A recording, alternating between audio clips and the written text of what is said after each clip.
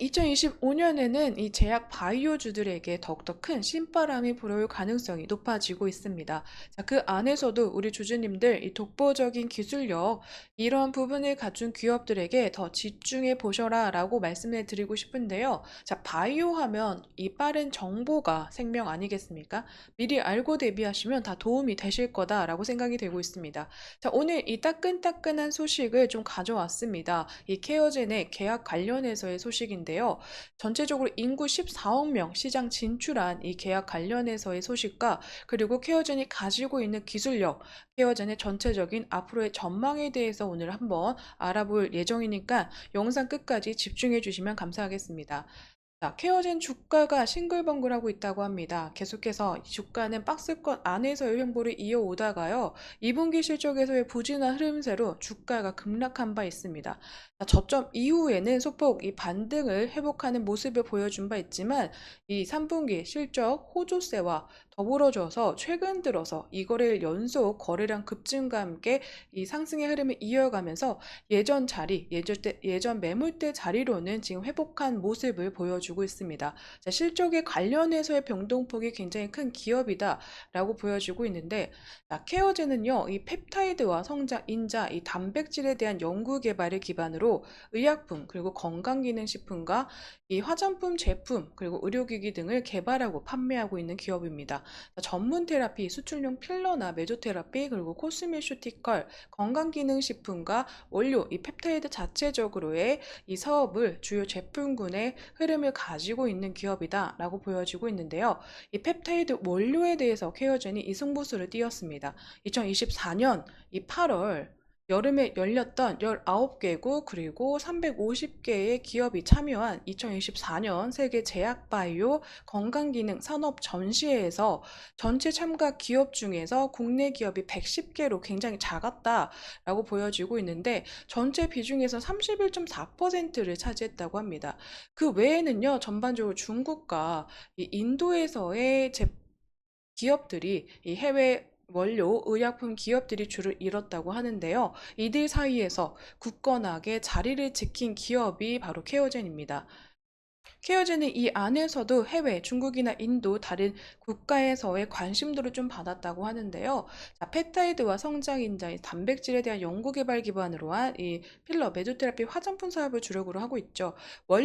완제품까지 직접 개발해서 생산하면서 수익성의 안정화를 찾아가고 있는데, 작년부터 해외 매출이 급격하게 올라가면서 실질적으로 이 실적에 대한 상승의 흐름을 좀 보여준 바 있습니다.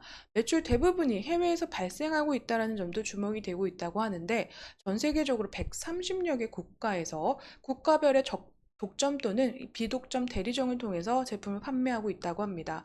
이 제품군으로는요, 이 혈당 관리, 건기식 산업을 확대시키고, 이 혈당 관리하는 이 프로지스테롤이 대표적인 제품군으로 자리 잡고 있다고 합니다. 이 프로지스테롤 같은 경우에는요, 2022년 이 미국에서 FDA, NDA로 등록이 됐다고 하는데, 신규 건강식품 원료로 등록이 됐다고 합니다.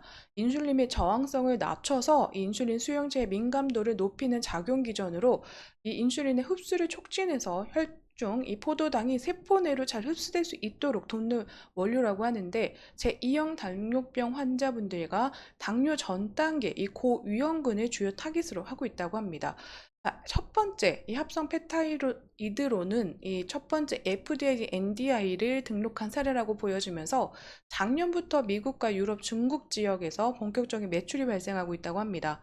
작년 전체 매출 안에서 15.4%를 이 프로지스테롤이 차지하고 있다고 하는데요. 내년에는 여기에 또 추가적으로 근감소증 관련해서의 건강기능 제품도 출시가 된다고 합니다. 또 이 부분 안에서도 FDA, NDI 신청할 계획을 가지고 있어서 추가적인 세계적인 관심을 또 받지 않을까라고 생각이 되고 있습니다. 이 근감소증 관련해서는요, 별도의 운동 없이도 근육량을 높이는 작용 기전으로 이 비만 치료제를 맞고 계신 분들이나, 그리고 나이가 드셔서 근육량이 감소하시는 분들, 또 운동하시는 분들에게도 어느 정도 계속 관심도가 올라가는 제품군이 아닐까라고 생각이 되고 있습니다. 자, 여기에 추가적으로 2025년에는 매출 이 상승을 일으켜낼 수 있는 최대의 이 공급 계약에 대한 흐름이 좀 나타났는데요. 자, 인도 최대 CDMO 기업인 아쿰스와 핵심 제품 포괄 이 공급 계약을 체결했다고 합니다. 14억 명의 인구를 자랑하고 있는 인도 시장에 본격적으로 진출이 된 건데요. 2025년 1분기부터 본격적인 매출 증가가 예상되고 있다고 합니다. 건강기능식품, 전문 테라피 필러나 코슈메수티컬 등 9개의 주요 제품군이 포함되어 있다고 하고요. 이 아쿰스 같은 경우에는 인도에서 ECDMO 시장에서 점유율 30.2%라는 굉장히 큰 점유율을 가지고 있는 기업으로 지금 소문이 나 있습니다. 그렇기 때문에 이 케어젠의 CEO 같은 경우에는요, 이 케어젠의 펩타이드 기술력이 글로벌 시장에서 인정받았다라는 점에서 굉장히 큰 의미가 있는 이 체결이다라고 얘기한 바 있습니다. 2025년 1분기부터 굉장히 큰 이 300억 원 규모의 매출이 현재 기대가 되고 있고, 첫 매출 발생 예상 시기는 2025년 2월이 될 가능성이 높다라고 전망했습니다. 이에 따라서 이 케어젠의 이 매출 수익성에 대한 내년의 흐름이 조금 더 기대가 되고 있는 시점이다라고 생각이 되고 있고, 작년부터 상당히 큰 매출 비중을 현재 올려주고 있는 부분과 전체적으로 이 필러, 인도에서도 뷰티 시장의 전망이 굉장히 좋죠. 또 이 부분에 있어서도 충분히 상승 가능성, 이 인기를 끌 가능성과 추후에 이 공급 계약 자체가 더 이어지거나 더 커질 가능성도 있지 않을까라고 생각이 되고 있습니다. 자, 본 계약에 대한 향후 전망은요, 이 케어진과 아쿰스의 협력은 2025년 본격적인 매출 성장과 글로벌 시장 확장을 실현하는 데 크게 기여될 것으로 보여지고, 이제 12월이죠. 12월 2일부터 6일까지는 아쿰스 회장과 사장이 직접 이 당사를 방문한다고 합니다. 자, 방문해서요, 의약품 임상 등 협력 방안을 다각적으로 논의하면서 전체적인 사업의 구상을 이 구체적으로 이룰 것으로 예상이 되고 있어서 이 부분도 또 한번 이슈화가 되지 않을까라고 생각은 되고 있습니다.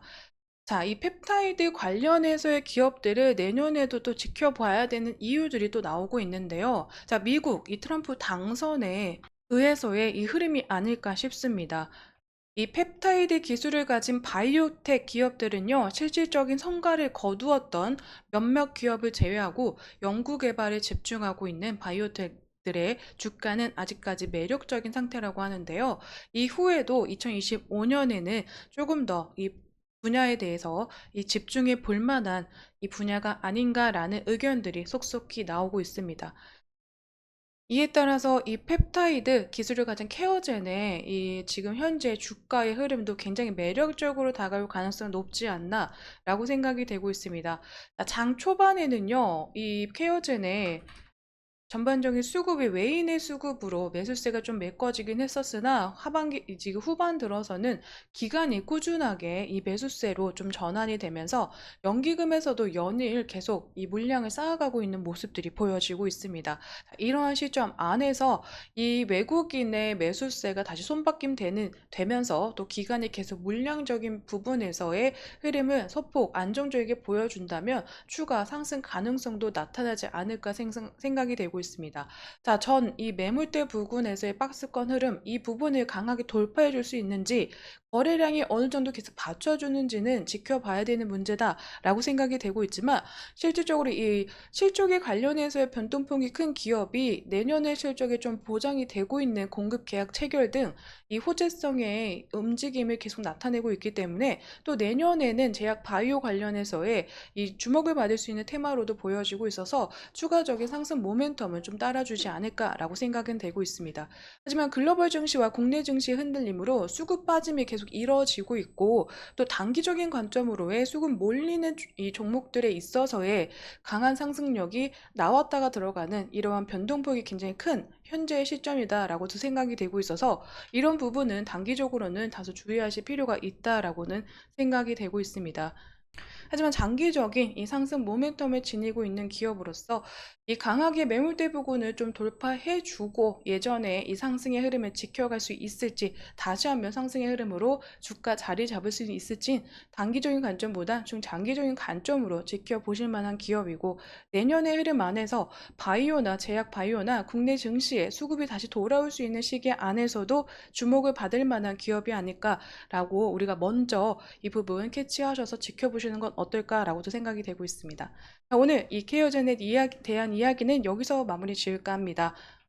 앞으로도 이 투자에 도움이 되는 정보들을 가지고 빠르게 영상으로 찾아뵙도록 하겠습니다.